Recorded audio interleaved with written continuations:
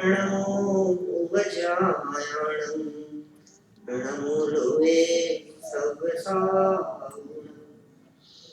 मंगलम भगवान वीरो मंगलम गौतम बड़ी मंगलम कुंद कुंदाद्यो जैन धर्मो सुमंगलम सर्व मंगल मांगल्यम सर्व कल्याणकारिकम प्रधानम सर्व धर्माणाम जैनम जयतु शासनम जैनम जयतु शासनम जैनम जयतु शासनम। 10 लक्षण महापर्व का ये परम मांगलिक प्रसंग है और कल रविवार के दिन हम यहाँ शांति विधान की पूजन करने वाले हैं। उस बात को लक्ष्य में रखकर हम यहाँ आज के इस सायंकालीन सभा के पहले प्रवचन में शांति विधान में प्रयोग किए गए अकृत्रिम चैत्यालयों संबंधी कुछ चर्चा करना चाहते हैं। शांति विधान जिसकी हम चर्चा यहाँ करने वाले हैं वो शांति विधान वस्तुतः नव देवता विधान है। 9 देवता हैं हमारे यहाँ जो पूज्य हैं, उनकी चर्चा, विस्तृत चर्चा, उन सबकी डिटेल में बात वो हम कल विधान के बीच में करते रहेंगे। बीच बीच में मतलब सिर्फ विधान नहीं होगा, वो विधान के बीच में प्रवचन शामिल होगा। मतलब विधान के बीच में मैं इतना बोल लूंगा कि बीच बीच में 1-1, 2-2 मिनट बोले हुए को यदि आप प्लस करेंगे तो वो प्रवचन से ज्यादा होगा।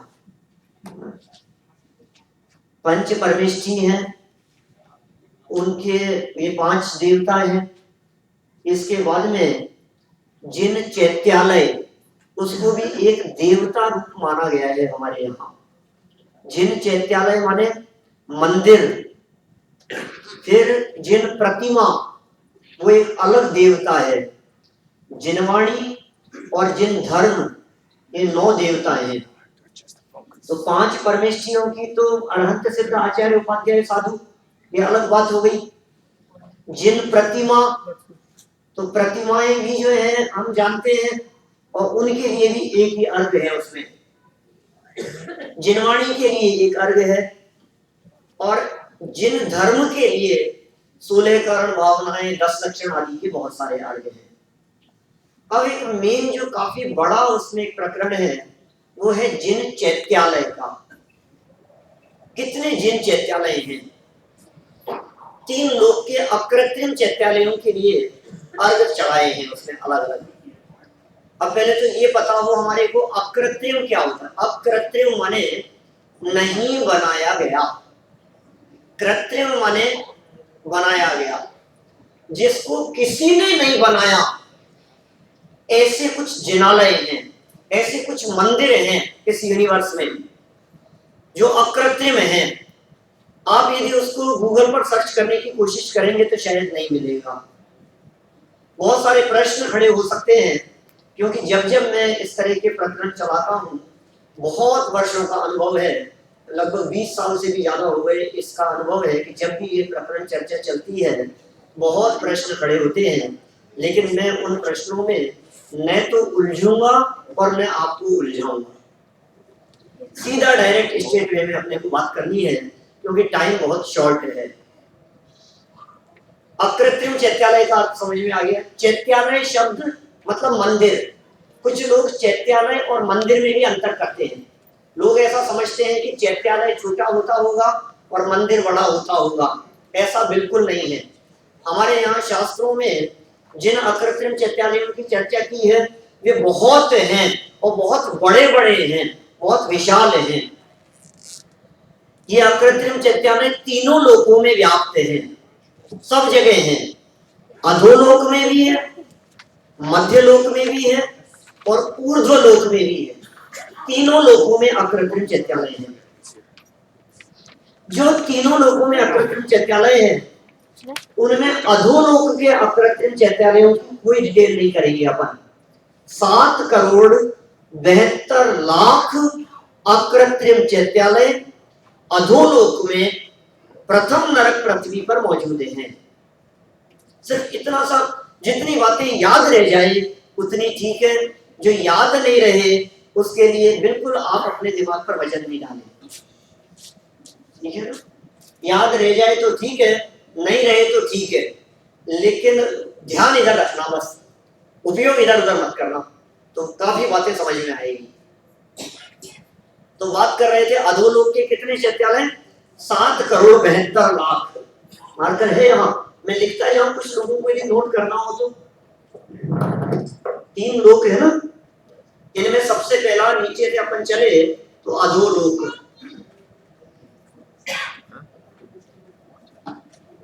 अधोलोक के चैत्यालय हैं 7,72,00,000 सबसे ज्यादा है। ऊर्ध्वलोक के अकृत्रिम चैत्यालय हैं, ऊर्ध्वलोक 84,97,023, 84,97,023, और मध्य लोक के अकृत्रिम चैत्यालय हैं 458, 458। तो इनमें जो 7,72,00,000 हैं, इनके लिए सिर्फ एक अर्घ चढ़ाया है, एक में निपटा दिया उनको। जो ऊर्ध्वलोक के चैत्यालय हैं 84,97,023, उन सब के लिए एक अर्घ चढ़ाया और सब खत्म हो गया काम। क्या चर्चा करें, ये तो कहावत है ना, मरे बिना स्वर्ग नहीं मिलता। अब स्वर्ग के अकृत्रिम चैत्यालय हम जीते जी देखना चाहते हैं, तो एक में निपटा दो इनको। अब मध्य लोक के जो 458 अकृत्रिम चैत्यालय हैं, वो कहाँ हैं, कैसे हैं और उनकी डिटेल किस प्रकार की है, तो इसको जानने के लिए अपने को थोड़ी बहुत विश्व की, दुनिया की, लोक की रचना संरचना जाननी समझनी पड़ेगी। मैं यहाँ लिखता हूं, फिर आपसे पूछता जाऊंगा और स्क्रीन पे समझाता जाऊंगा। मध्य लोक के अकृत्रिम चैत्यालयों में सुमेरु पर्वत, सुमेरु पर्वत ज्यादा नहीं है, बस शॉर्ट में याद रखना है। सुमेरु पर्वत के ऊपर 16 अकृत्रिम चैत्यालय हैं। कैसे हैं वे, कितना समय मिलता है, अपन उस चीज को देखेंगे। 16 अकृत्रिम चैत्यालय सुमेरु पर्वत संबंधी। गजदंत पढ़ने में आ रहा होगा शायद, या नहीं आ रहा है पीछे से। गजदंत संबंधी 4 अकृत्रिम चैत्यालय। फिर इससे आगे बढ़े तो 6 कुलाचल, कुलाचल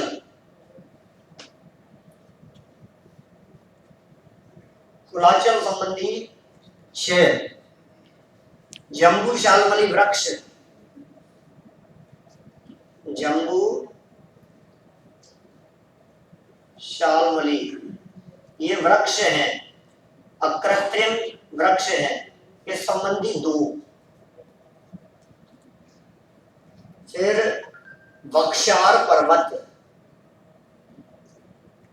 बक्शार पर्वत इसके हैं 16। और फिर है विजयार्ध पर्वत, विजयार्ध, विजयार्ध संबंधी है 34। ठीक है, ये कितने हो गए टोटल, 78 हो गया होगा। इनका टोटल कितना हो गया, 78 हो गया। ये है जम्बू द्वीप में। तो अभी ये जम्बू द्वीप संबंधी 78 यदि आपके समझ में आ जाएंगे तो फिर आगे सब विषय बराबर समझ में आएगा। अभी इतना समझ लीजिए, आपको तीनों लोकों में, 3 लोग जानते हैं आप कहाँ हैं, कैसे हैं, 3 लोग की रचना किस प्रकार की है। देखो बीच में तो नहीं आ रहा हूं मैं स्क्रीन के, आपने ये लोक की रचना और आकृति इस तरह की कई बार देखी होगी।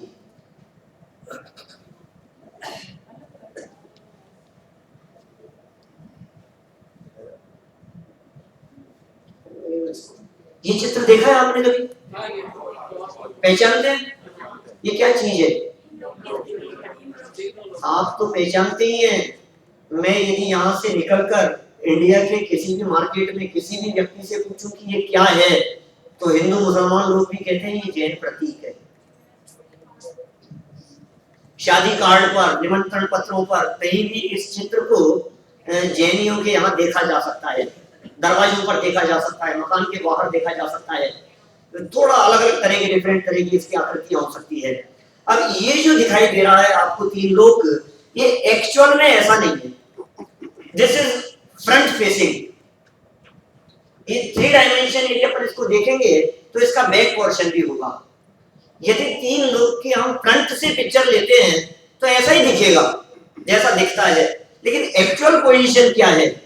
एक्चुअल पोजीशन है, इसको यहां से अपन दूसरे पिक्चर्स में देखें तो इसकी पिक्चर बनती है इस प्रकार की।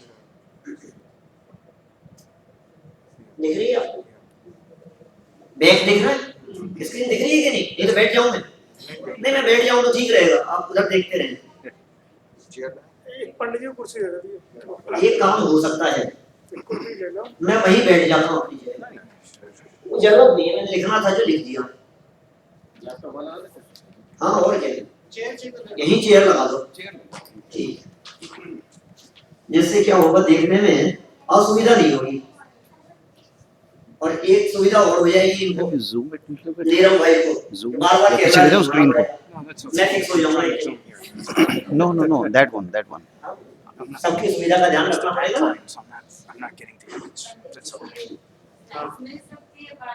हाँ, मिल सकती है ना, क्यों नहीं मिल सकती है।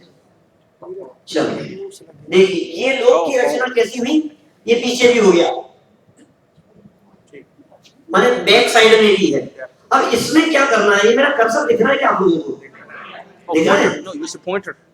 यदि ये कर्सर दिखेगा ना तो मेरे को ज्यादा सुविधा रहेगी, मैं यहाँ दिखाऊंगा और आप वहाँ देखेंगे।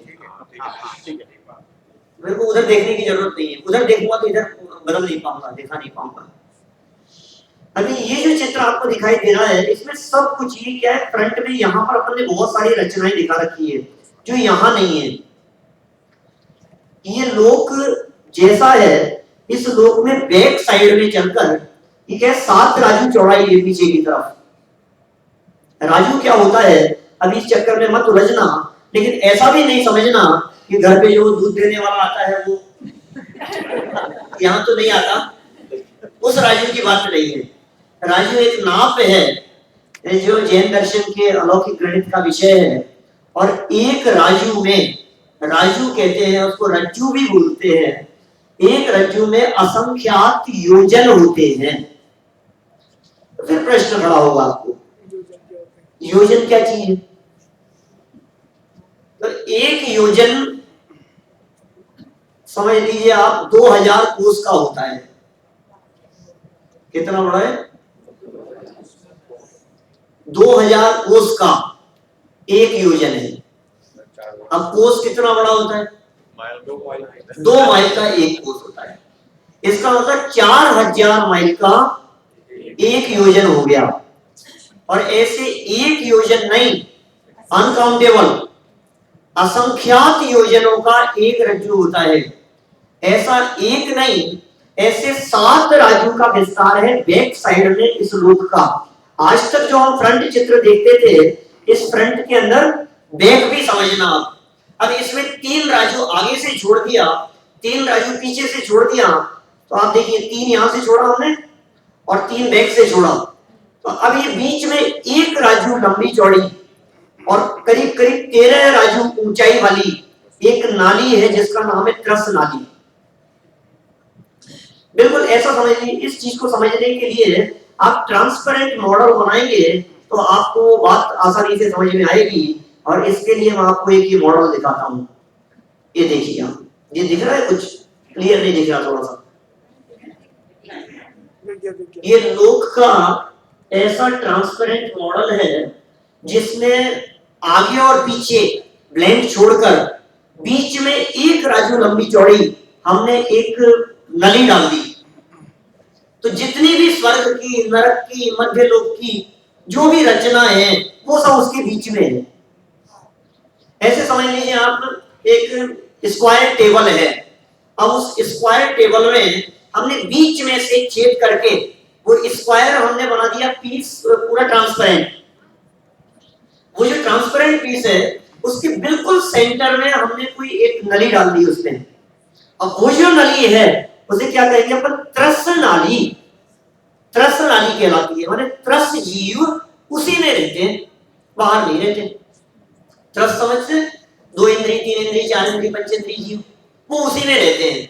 अब ये जो बीच में त्रस्त नाली है, जहां स्वर्ग नरक आदि के हैं, इस त्रस्त नाली में भी बीच में एक राजू लंबी चौड़ी एक फ्लैट परत होगी जो मध्य लोक है। ऊपर का पूरा पूरा पोर्शन ऊर्ध्वलोक, नीचे वाला सबका नाम अधोलोक। नीचे नीचे एक एक नीचे नीचे करके 7 नरक हैं, ऊपर ऊपर सब स्वर्ग है। अब बीच में मध्य लोक की बात करनी है हमारे को। आपको यदि ट्रांसपेरेंट चित्र समझ में, मेरे पास बहुत सारे चित्र हैं लोक के। अभी ये चित्र मैंने बहुत परिश्रम करके पुरुषार्थ करके इसको बनाने का प्रयास किया। मैक्सिमम डिटेल्स इसके अंदर मैंने इस चित्र में डाली है। जो आपको यहाँ दिख रही है, इसमें कुछ पढ़ने में आ रहा है या नहीं मुझे नहीं मालूम, नहीं आ रहा होगा अभी, लेकिन ये इसको यदि 5-6 फीट की साइज में यदि इसका फ्लैट फॉर्म निकाल करके देखा जाए तो एक एक अक्षर उसके पढ़ने में आता है। बीच में आपको ब्लू कलर की जो दिखाई दे रही है, ये स्पष्ट रूप से आप समझ सकते हैं त्रस्त नाली है। ठीक है, अब तो कोई दिक्कत नहीं, त्रस्त नाली 3 आगे छूट गया 3 पीछे छूट गया, बीच में कलर ही उसका अलग कर दिया हमने, जिससे वो बिल्कुल क्लियर दिखे अपने को। अब इसमें भी नीचे का हिस्सा नरक और ऊपर का हिस्सा ऊर्ध्वलोक। तो अब बीच में मध्यलोक कहां रह गया? तो मध्यलोक को आपको जानने के लिए क्या करना पड़ेगा, इसको और इनलार्ज करो आप, या ये जो चौकोर दिखाई दे रहा है हिस्सा, इसको आप ऐसा समझ लीजिए फ्लैट कोई चीज ऐसे डाल दें अपन, प्लेट, स्क्वायर प्लेट अपन बीच में डाल दें, तो मध्य लोक की हाइट कितनी होगी? कुछ नहीं है, उसकी हाइट तो कुछ नहीं दिखाई देगी क्योंकि वो तो ऐसे है। अब फ्लैट है ना ऐसा, अपन लोग ऐसे ही तो रहते हैं सब धरती पर। अब मध्य लोक क्योंकि इस प्रकार का है, इस तरह से फैला हुआ है, अब इसको समझने के लिए अपन इस ऐसे को ऐसा करना चाहते हैं। तो समझ में आ रही है बात भाई क्या चल रहा है? ध्यान इधर उधर गया तो कुछ नहीं समझ में आएगा। समझ आ गया, मुझे भी समझ में आ गया कि आपका ध्यान बराबर समझ में आता है। पंकज भाई से मित्रता है इसलिए मैं कुछ भी कह देता हूँ। देखो तो क्या समझ में आई बात? बीच में हमने ये टेबल है, ये हाइट है पूरे लोक की, नीचे से लेकर के ऊपर तक। इस हाइट के बीच में अब मेरे को ये जानना है कि इस जगह पर क्या है, अंदर इसके बैक में एक प्लेट डाल दी हमने यहाँ से, ट्रे, नीचे अधोलोक नरक, ऊपर ऊर्ध्वलोक स्वर्ग, और बीच में जो एक ट्रे है वो है मध्यलोक। अब उस मध्यलोक को यदि हम बाहर निकालें उस ट्रे को, तो 1 by 1 की प्लेट हो जाएगी। 1 by 1 राजू, 1 by 1 राजू, एक राजू लंबी और एक राजू चौड़ी। अब इस एक राजू लंबी चौड़ी प्लेट को यदि यहाँ डालते हैं तो जो मध्यलोक निकल करके हमारे सामने आता है वो मध्यलोक है असंख्यात द्वीप और असंख्यात समुद्रों में। माने मध्यलोक में असंख्यात द्वीप हैं और असंख्यात समुद्र हैं। उस मध्यलोक की स्थिति बनती है, देखिए आप यहां से 2.5 द्वीप,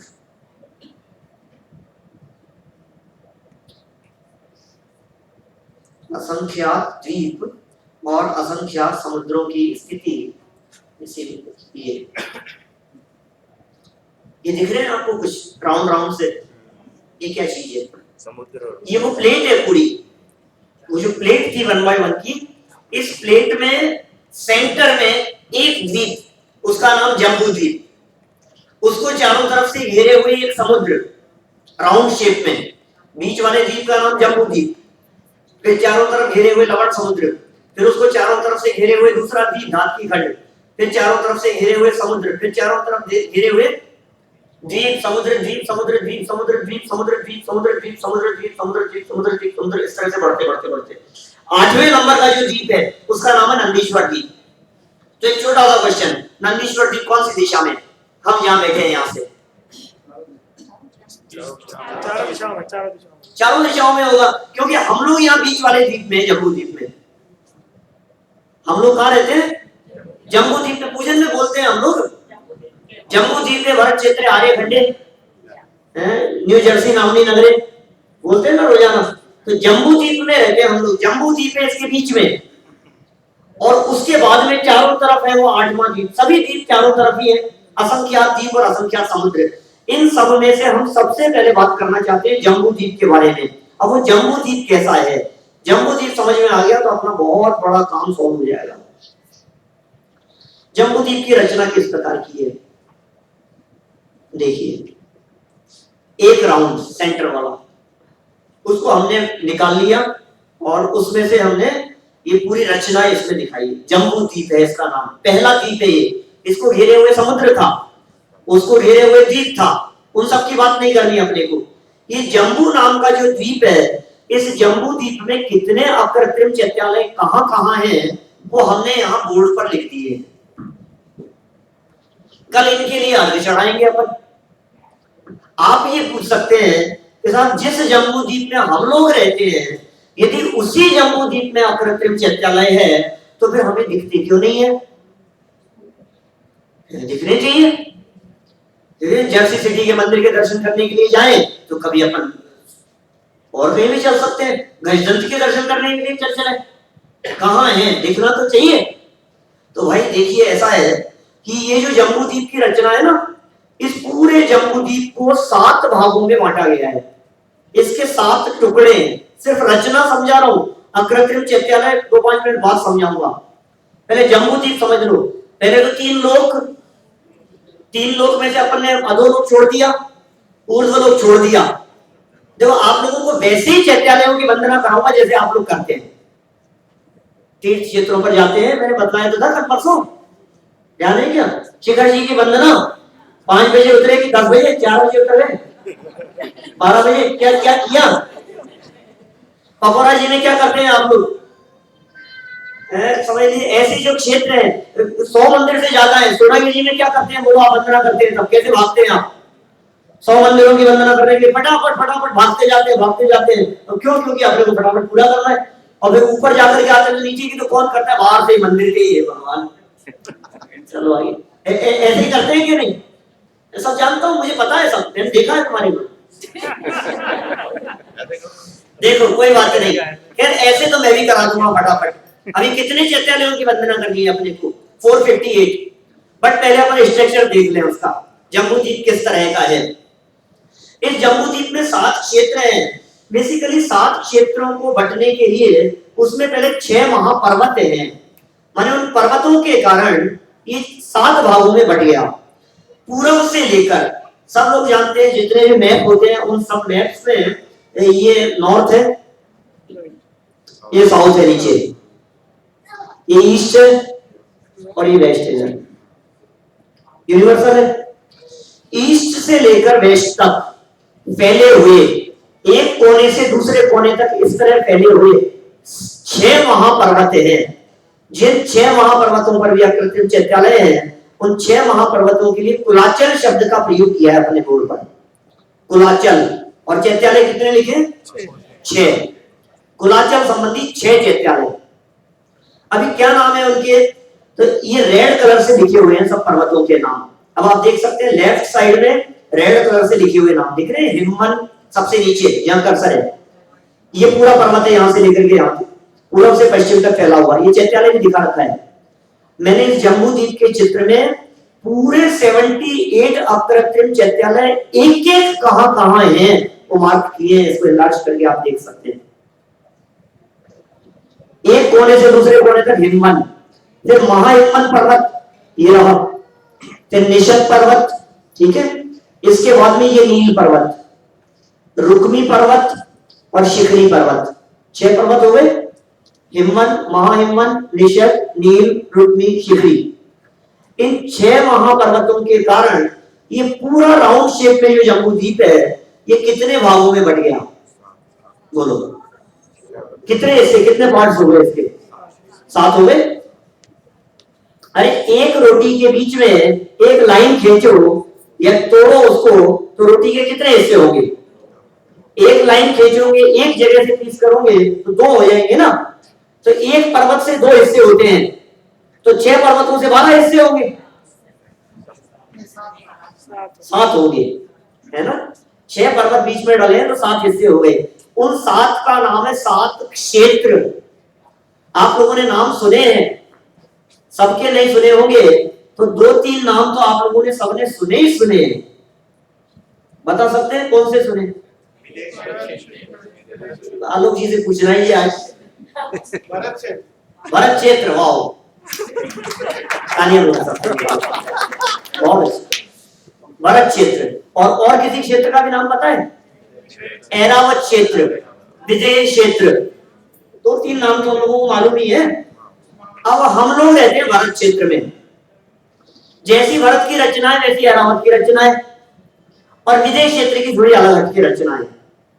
तीन नाम हो गए। बाकी के जो चार नाम हैं अभी उनके संबंध में वहां भू भूमियां हैं, तो इसलिए उनकी अपने को डिटेल में जाने की जरूरत नहीं है। हेमवत क्षेत्र, हरि क्षेत्र, रम्यक क्षेत्र और हैरण्यवत क्षेत्र वो भू भूमि के क्षेत्र हैं, इसलिए वहां अपने को डिटेल में जाने की जरूरत अभी नहीं है। तो तीन क्षेत्र याद रहेंगे आपको। कौन कौन से? सबसे पहला कौन सा? भरत, दूसरा ऐरावत और तीसरा विदेश क्षेत्र। अभी हम लोग जहां रहते हैं वो रहते हैं भरत क्षेत्र में। इसका मतलब हिमवंत पर्वत के इस साइड रहते हैं हम लोग। हमारी जो दुनिया है वो सब भरत क्षेत्र के अंदर है। माने जम्बू द्वीप का इतना बड़ा जो पार्ट है भरत क्षेत्र के अलावा, वो पार्ट तो बहुत अलग ही हो गया, वो हमें पता नहीं है। इसमें जो भरत क्षेत्र है, इस भरत क्षेत्र का जो विस्तार कहा है शास्त्रों में, वो कहा है 526 योजन। विस्तार मतलब नॉर्थ साउथ यदि इसको अपन नापने की कोशिश करेंगे तो वो होगा 526 योजन। और पूरा कितना है जम्बू द्वीप? वो है 1,00,000 योजन। इट मीन्स जम्बू द्वीप की तुलना में भरत क्षेत्र 190वें भाग के बराबर है। भरतस्य विश्वम्भो जम्बू द्वीपस्य नवति शत भाग है। मतलब जम्बू द्वीप के हम बराबर बराबर बराबर बराबर हिस्से करते जाएं तो टोटल 190 पार्ट्स हो उसके, तो एक पार्ट भरत क्षेत्र, क्योंकि ये 526 योजन का है, वो 1,00,000 योजन है पूरा। तो साहब कोई बात नहीं, 526 योजन है तो क्या दिक्कत है? अभी इस 526 योजन के भरत क्षेत्र में बीच में एक पर्वत है जिसका नाम है विजयार्ध पर्वत, और दो नदियां बह रही है हिमवन पर्वत से जिनका नाम था अकृत्रिम गंगा और सिंधु नदियां। ठीक है, दो नदियां और बीच में एक पर्वत। इसके कारण ये भरत क्षेत्र 6 भागों में बट गया। पंडित जी आप जूम कर सकते हैं इसको तो दिखेगा। इसको जूम कर दूं? हाँ वो बटन है ना कोने पे, ये वाला। हाँ लो, पंकज भाई कह रहे हैं इसको जूम कर लेते हैं अपन।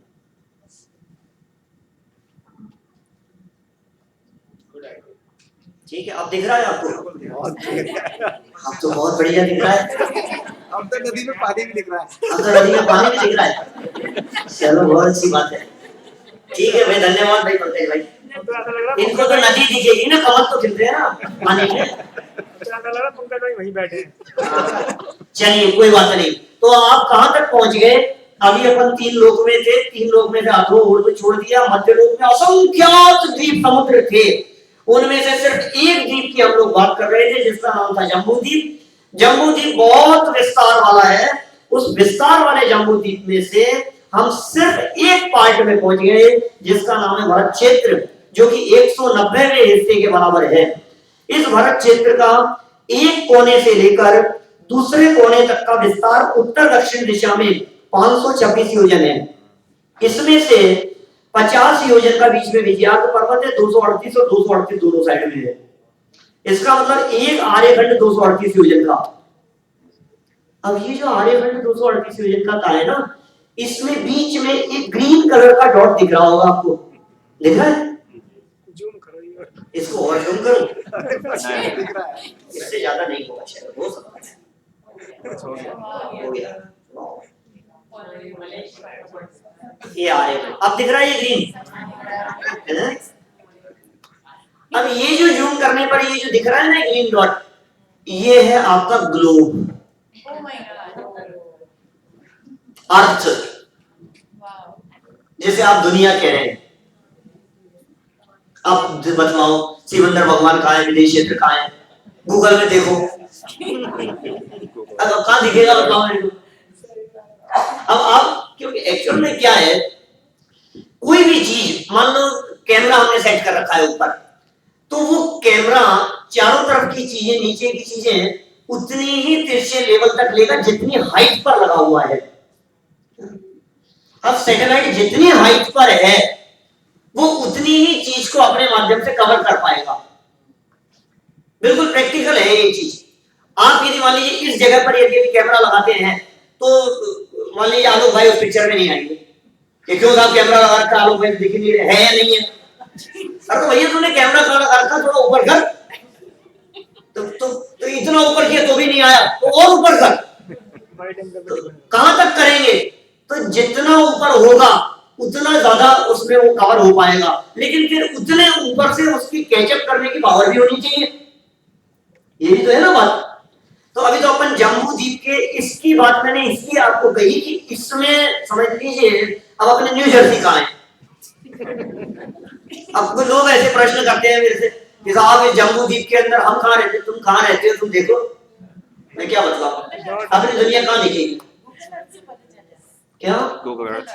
गूगल अर्थ में पता लग जाता है। मैंने देखा है, हमारा घर देखा है, छत देखी है, दिखता है उसमें बराबर। जूम करते करते आप यदि वहां जाएंगे बराबर रोड दिखती है, हर चीज दिखती है, टंकियां दिखेगी, सब बराबर दिखेगा, भवन दिखेगी, गार्डन दिखेगा, सब दिखता है ना। तो मंदिर देख सकते हैं, यहाँ का जर्सी सिटी का मंदिर देख सकते हैं। तो लेकिन वो सब कहां से देख सकते हैं कि सैटेलाइट से दिखेगा वो, लेकिन ये नहीं देख सकते जिनकी अपन बात करने वाले हैं। इसलिए अब क्योंकि इतनी बात मेरी हो गई है, इससे आप लोगों के दिमाग में उठने वाले सारे के सारे प्रश्न सब खत्म हो जाएंगे, क्योंकि आपकी इस दुनिया में अकृत्रिम चैत्यालय यहाँ नहीं है।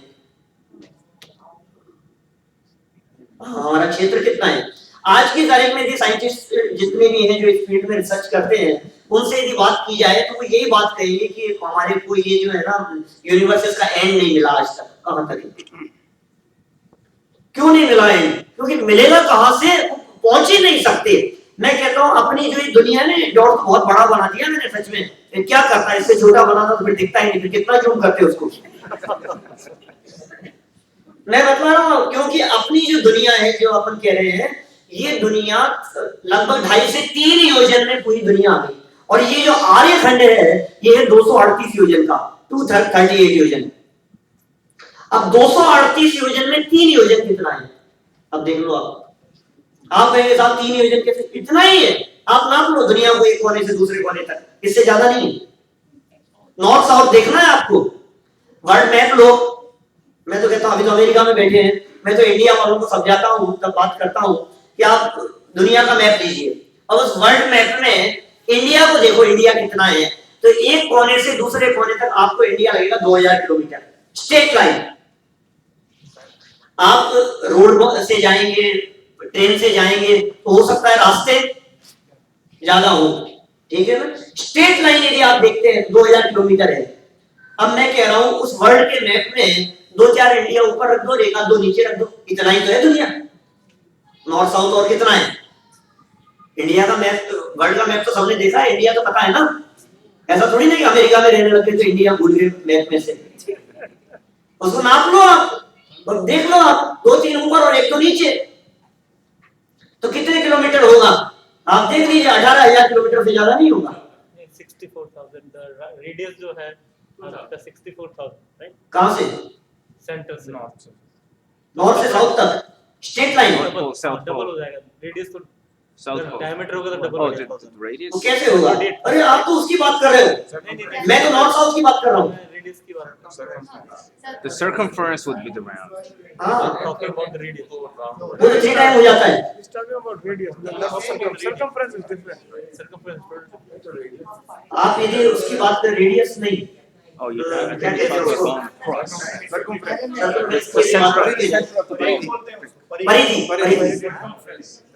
परिधि यदि आप देखते हैं तो वो होती है परिधि, तो 2πr है परिधि का सूत्र, है ना। तो वो तो 3 टाइम हो जाती है लगभग, तो वो बैठेगा नहीं। चलो फिर कोई बात नहीं, जो कुछ भी हो उस गणित में हम जाएंगे तो फिर वहीं बैठे रह जाएंगे अपन। इसको थोड़ा सा अपने को नीचे उतारना पड़ेगा। कृत्रिम चैत्यालय देख रहे हैं अपन। इस जम्बू द्वीप में सबसे सेंटर में एक पर्वत है जिस पर्वत का नाम है सुमेरु नाम का पर्वत, दिख रहा है? जूम करके दिखाऊं? ये दिख गया सब, अब दिख गया। सबसे सेंटर में पर्वत जिसका नाम सुमेरु पर्वत। इस सुमेरु पर्वत के ऊपर 16 अकृत्रिम चैत्यालय हैं। इस पर्वत पर कैसे है 16 अकृत्रिम चैत्यालय? टाइम कितना है मुझे पता नहीं है, कैसे 10 minutes. 8:15. सिर्फ 10 मिनट बचे हैं। मैं सोच रहा 10 मिनट हुए हैं। 11 minutes. No, we can keep going. Continue. आप लोग सब फ्री है ना? अच्छा मुझे बताओ कितने लोग ऐसा है फ्री है जिनके 12 बजे तो कोई ऐतराज नहीं है? मैं बजाऊंगा नहीं, सभी तैयार हो रहे हैं आप लोग। हाँ सही। अरे मैं कौन से 12 बजाने वाला हूँ? आप क्यों चिंता कर रहे हैं? देखिए कोई बात नहीं, To be continued कर रहे हैं. हाँ हाँ कोई बात नहीं, कोई बात नहीं। देखो देखो देखिए माइक मेरे हाथ में है, कोई नहीं बोलेगा, है ना? 16 अकृत्रिम चैत्यालय हैं। जमीन पर भद्रसाल वन है, वहां 4 हैं, नंदन वन है, सोमरस वन है, पांडुप वन है। छोड़िए आप, ये 16 बस हो गए यहाँ जम्मू द्वीप के बीच में है। इससे जुड़ा हुआ है 4 पर्वत है जो गजदंत पर्वत कहलाते हैं, जो हाथी दांत के समान है। ये 4 पर्वत आपको दिखाई दे रहे होंगे जो सुमेरु पर्वत से जुड़े हुए हैं। ये चंद्रमा जैसा आकार बन रहा है, इनमें अलग अलग कलर हैं सबके। ये सिल्वर कलर का है, ये तपाए हुए सोने के कलर का है, ठीक है ना? ये गोल्ड कलर का है, ये नीलकंठ मणि के कलर का है। ये 4 जिनालय हैं, इनके ऊपर भी एक एक अकृत्रिम जिनालय दिखा रखा है जो गजदंत संबंधी कहलाते हैं। ये 4 हो गए जो गजदंत लिखे हैं यहाँ 4। अभी सब निपटा दूंगा, आप चिंता मत करो, 10 मिनट में।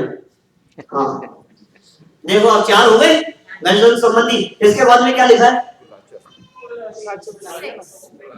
कुलाचल। कुलाचल तो समझ में आ गया आपके। कौन से थे? 6 पर्वत जम्बूद्वीप को बांटने वाले, हिमवन, महाहिमवन, निषद, नील, रुक्मी, शिखरी। उसके बाद आफ्टर दैट जम्बू शालमली वृक्ष। देखिए अब इसी में 2 आपको एक पेड़ खड़े हुए दिखाई देंगे, वृक्ष दिख रहे हैं। ये है यहाँ पर एक जम्बू वृक्ष और इधर एक वृक्ष है जिसका नाम है शालमली वृक्ष। और इसको यदि यहाँ जूम करेंगे तो यहाँ इस पेड़ के ऊपर भी अकृत्रिम चैत्यालय दिखा रखा है।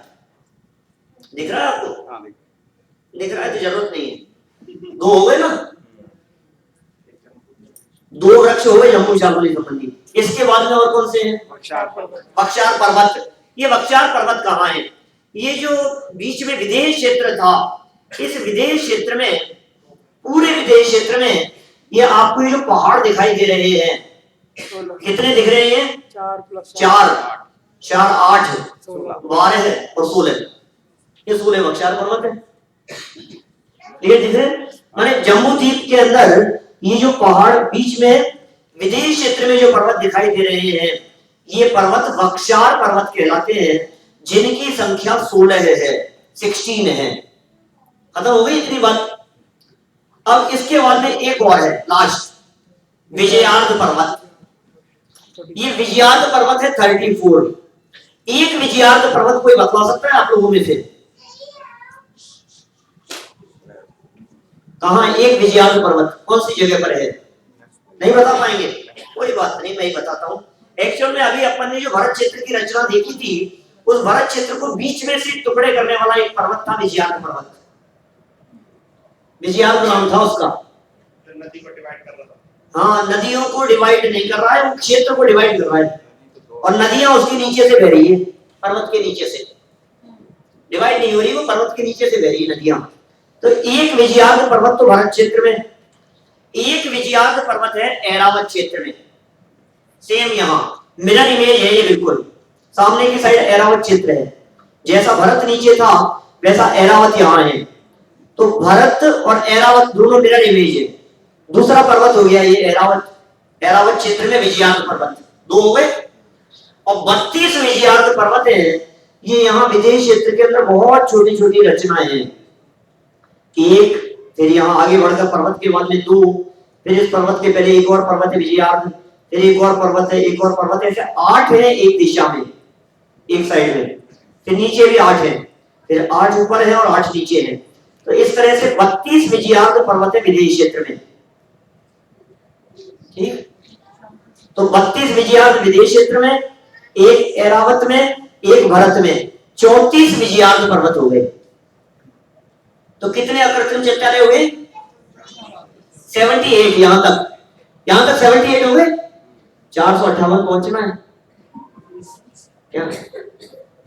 जब शिखर जी चलते हैं ना अपन और टाइम ज्यादा हो जाता है, तो बहुत बाकी है, भागो दौड़ो भाई साहब, कब पहुंचेंगे? नहीं तो वापस अपने को जल्दी पहुंचना है। चलो यहां से बाहर निकलते हैं। जम्बू द्वीप के 78 अकृत्रिम चैत्यालय, ये याद कर लीजिएगा आप। यदि आपको याद हो गए तो मैं इसके आगे ले चलता हूं, ज्यादा टाइम नहीं लगाऊंगा, 2 मिनट के अंदर सारी गणित खत्म हो जाएगी। डिटेल तो चाहे जितनी कर सकते हैं अपन। ये है ढाई द्वीप। ढाई द्वीप कहलाते हैं मनुष्य लोक। जो चीज जम्बू द्वीप की थी, ये यहां बीच में जम्बू द्वीप दिखा रखा है, अब देख लीजिए आप। ढाई का मतलब एक द्वीप, दूसरा द्वीप और तीसरा द्वीप आधा, तब ढाई हो गया ना। ढाई द्वीप की हम बात करते हैं। जम्बू द्वीप, धापकीखंड द्वीप और आधा पुष्कर द्वीप, ये ढाई द्वीप की रचना है। इसमें जम्बू द्वीप तो ये है ही, जैसा अभी अपन ने देखा है पूरा।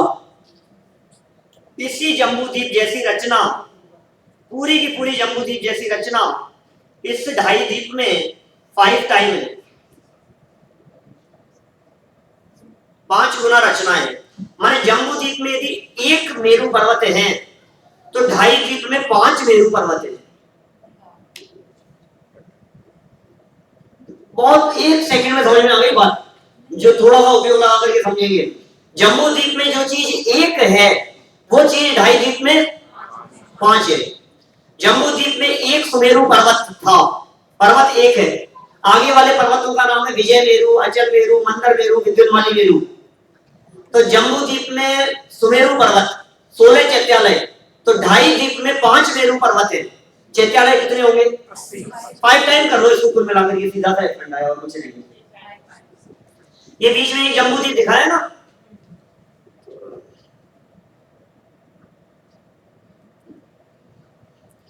ये दूसरा मेरु पर्वत है दूसरी साइड का। इसी तरह से इधर भी मेरु पर्वत है। ये 5 मेरु पर्वत है एक ही लाइन में, 1 2 3 4 और ये 5। इस तरह से 5 मेरु पर्वत है, तो 80 हो गए यहाँ। इसी तरह से गजदंत पर्वतों की भी सेम पोजीशन है। एक मेरु से जुड़े हुए 4 गजदंत थे, यहाँ भी सबसे जुड़े हुए हैं, तो गजदंत कितने हो जाएंगे? 20 हो जाएंगे।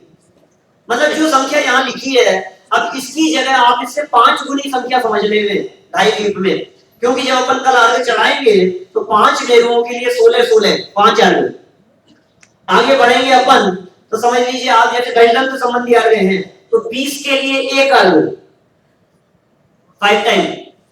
इसके आगे कुलाचल के लिए यदि अपन आगे बढ़ेंगे तो 30 के लिए 1 अर्घ, 30 चैत्यालयों के लिए। फिर जम्बू शालमणि वृक्ष संबंधी अर्घ चढ़ाएंगे तो 10 के लिए 1 अर्घ, ठीक है। फिर उसके आगे बढ़े अपन तो वक्षार पर्वत के लिए, तो वक्षार 16 है जम्बू द्वीप में सुमेरु पर्वत संबंधी, तो पंचमेरु संबंधी 80, तो वक्षार के लिए 80 के लिए 1 अर्घ। इसी तरह से विजयार्थ कितने हैं? 170, 34 है यहाँ तो 5 टाइम हो जाएंगे, तो 170 हो जाएंगे विजयार्थ के लिए 170। तो टोटल कितने हो गए साहब अभी तक? 390 हो गए। अब इसके अलावा कौन से बच गए? तो देखिए आप ये ढाई द्वीप का नक्शा वापस देखिए आप। इसमें क्या स्थिति है? 4 अकृत्रिम चैत्यालय हैं ईश्वाकार संबंधी। कुछ ऐसे खड़े पर्वत हैं जो ईश्वाकार कहलाते हैं, जैसे जम्बू द्वीप से डबल रचना हुई धापकीखंड में, दूसरे वाले द्वीप में। इसमें डबल थी पूरी की पूरी रचना, हाफ राइट साइड में हाफ लेफ्ट साइड में, सेम जम्बू द्वीप जैसी। जम्बू द्वीप जैसी राइट साइड में है इधर पूरी, और जम्बू द्वीप जैसी पूरी रचना इधर लेफ्ट साइड में है। भाई आप लोग सुबह टाइम से आ जाएंगे ना विधान में? पक्का आ जाएंगे ना? प्रॉमिस कर रहे हैं मेरे से? जनवाणी सामने विराजमान है? हाँ ठीक है, मैं तो मिराकुल कर रहा हूँ उनको। नहीं मेरे को कोई आकुलता नहीं। हाँ नहीं नहीं, मुझे भी आकुलता नहीं है जी। आकुलता का क्या काम क्रमबद्ध है, भगवान के ज्ञान में जलता है, मैं क्या कर सकता हूँ। ये पिक्चर्स आपने बनाए हैं सब? हाँ है सब। मेरे पास मिलेगी, जिसका प्रोडक्ट उसी के पास मिलेगा ना। कैसी बात कर रहे हैं आप, मतलब स्टैच्यू ऑफ लिबर्टी कहाँ मिलेगा? और सब पूरा लंदन देख लिया, कहीं नहीं मिला, मिलेगा कहाँ से? न्यूयॉर्क में है तो आप उसको लंदन में देखना चाहो तो कैसे मिलेगा? सबको मिल जाएगा, जो चाहेंगे ले लेना मेरे से। देखिए ऐसे तो हमारे कोटा में ही बन रहा है जी, कोटा में बना रखे सारे मॉडल, पता है आपको कौन है कोटा का? देखो दो पर्वत, दो बड़ा फास्ट चलते हैं अपन, टाइम पास नहीं करना अपने को। जम्बूद्वीप जैसी रचना है, ये जम्बूद्वीप जैसी रचना धाप की खंड द्वीप, ये सेकंड द्वीप है। बीच में जो ये आपको स्काई ब्लू कलर दिख रहा है, ये वाटर के लिए है, पानी के लिए, समुद्र है ये बीच में, मतलब जम्बूद्वीप से डबल बीच में समुद्र था। समुद्र के बाद में द्वीप था जो मैंने राउंड शेप में बतलाया आपको। समुद्र के बाद फिर इसके बाद में फिर समुद्र को गोलाकार चारों तरफ से घेरे हुए, और समुद्र के बाद में फिर द्वीप चारों तरफ से घेरे हुए। तो फर्स्ट नंबर का द्वीप ये हो गया। सेकंड नंबर का द्वीप ये है जो आधा इधर होगा और आधा इस साइड होगा, और थर्ड नंबर का द्वीप भी आधे में भी आधा इधर और आधा इधर। इतनी समझ में आ रही है? कोई चीज नहीं समझ में आए तो पूछ लेना आप लोग। अभी ये जो आधा आधा दो तरफ है, तो दो करने के लिए बीच में अलग ही पर्वत है जो जम्बूद्वीप में पॉसिबल नहीं थे, दोनों समुद्रों से जुड़े हुए। दिख रहे हैं आपको ये पर्वत? ये पर्वत कहलाते हैं ईश्वाकार पर्वत। इन पर्वतों के ऊपर भी एक एक आकृतिम चैत्यालय हैं, और पर्वत है 4, 1 2 3 और 4। तो 4 चैत्यालय हो गए ईश्वाकार पर्वत संबंधी। 390 हो गए थे, 4 और हो गए 394, और 4 चैत्यालय है मानुषोत्तर पर्वत संबंधी। ये मानुषोत्तर पर्वत है जो 2.5 द्वीप की बाउंड्री है मनुष्य लोक की।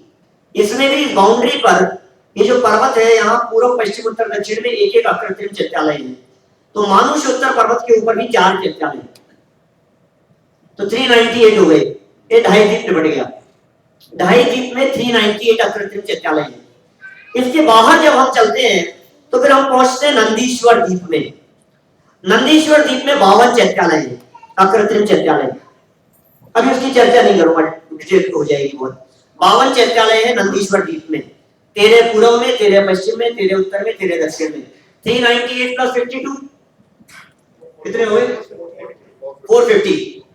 4 चैत्यालय हैं 11वें नंबर के द्वीप में, और 4 है 13वें नंबर के द्वीप में। कुंडलवर और रुचकवर 8 वो हो गए। तो इस तरह से 458 अकृत्रिम चैत्यालय हैं जो इस पूरे मध्य लोक में हैं, और उन अकृत्रिम चैत्यालयों में प्रत्येक में 108 प्रतिमाएं हैं। 3 लोक के जो अकृत्रिम चैत्यालय हैं वो 8,56,97,481 है, जिनमें 9,25,53,27,948 अकृत्रिम प्रतिमाएं हैं। और इसके अलावा ज्योतिष देवों के अकृत्रिम चैत्यालय असंख्यात हैं, व्यंतरों के अकृत्रिम चैत्यालय असंख्यात हैं। इन सब के लिए अपन कल अर्घ चढ़ाने वाले हैं, तो एक एक की चर्चा अपन कल डिटेल में जब अपन वहां चलेंगे तो अपन कोशिश करेंगे ये स्लाइड्स के माध्यम से भी हम वहां तक पहुंच सकें। और अभी की बात को मैं यही विराम देना चाहता हूं, क्योंकि अपन कुछ अपने जो स्पीकर्स हैं उनको भी सुने और फिर अपन 10 लक्षण धर्म की चर्चा करेंगे।